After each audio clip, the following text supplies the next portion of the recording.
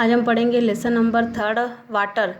Importance of water in Indian culture. भारतीय संस्कृति में जल का महत्व।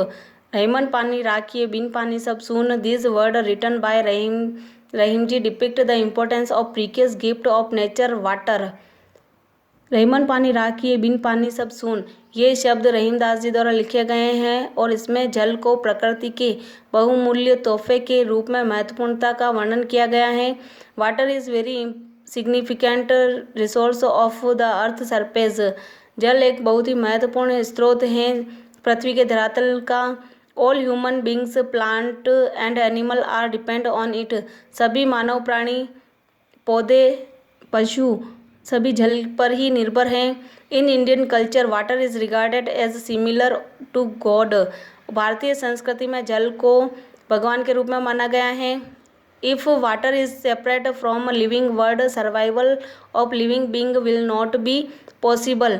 यदि जल को इस संसार से अलग कर दिया जाए तो सजीव प्राणियों के लिए जीवन यापन करना संभव नहीं होगा। Hence it can be predicted that water is life. इसलिए यह अनुमान लगाया गया है कि जल ही जीवन है।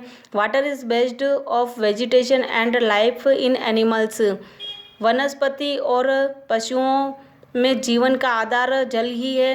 Water is needed for drinking, bathing, irrigation, industrial development and to maintain the temperature on earth.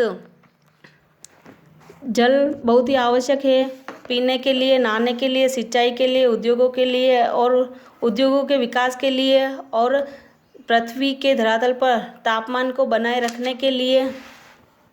Hence the conservation of water is necessary and we should not pollute as we do not have any alternative of water। इसलिए जल का संरक्षण करना बहुत ही आवश्यक है और हमें इसे दूषित नहीं करना चाहिए क्योंकि जल के अतिरिक्त और कोई विकल्प नहीं है। इसके बाद आता है water cycle. Main source of water are rivers, lake, ponds and underground water etc।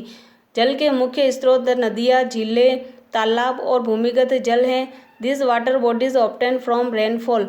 और ये जल वर्षा के रूप में प्राप्त करते हैं। Through the process of evaporation and transpiration water is added to the atmosphere. वाष्पीकरण और वाष्पोत्सर्जन की प्रक्रिया के द्वारा यह जल वायुमंडल में मिलता है। Wind get water vapour from sea, ocean etc is known as humidity. हवा जल को वाष्प के रूप में समुद्रों और महासागरों से प्राप्त करती है जिसे नमी के नाम से जाना जाता है। Water evaporates, rise into the atmosphere, become cool due to less temperature and convert into tiny water droplet and from cloud through the process of condensation. जल वाष्प के रूप में ऊपर उठता है और वायुमंडल में यह जैसे ऊंचाई पर जाता है यह तापमान कम होने के कारण यह ठंडा हो जाता है और यह छोटी छोटी बूंदों के रूप में, जल की बूंदों के रूप में संघनन की प्रक्रिया के द्वारा बादल बन जाते हैं। Wind carries cloud from one place to another. और ये हवाएं इन बादलों को एक स्थान से दूसरे स्थान पर ले जाती हैं। This cloud fall in the form of rain. और ये बादल वर्षा के रूप में नीचे गिरते हैं। This rain water run into sea from where it get evaporates. और यह वर्षा का जल समुद्रों में चला जाता है जहाँ यह वाष्प के रूप में वापस ऊपर उठता है। It completes the water cycle.